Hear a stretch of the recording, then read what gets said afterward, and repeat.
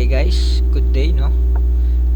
Ngayon mag-EU 5 tayo ng bike. Tapos kuha tayo ng extreme core gamit yung event no. Papalit tayo ng modification tool.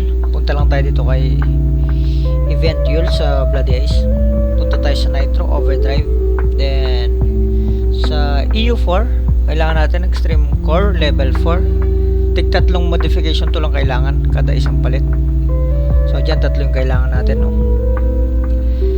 Try natin yung swerte natin dito sa FR for Ruina. Ang kailangan natin dito tatlong pirasong EU4 no, tsaka 50M.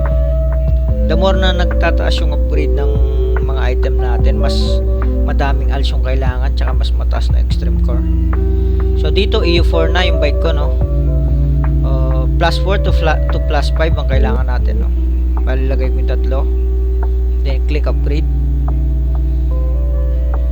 Ayun, pasok sa banga guys. Swerte tayo ngayon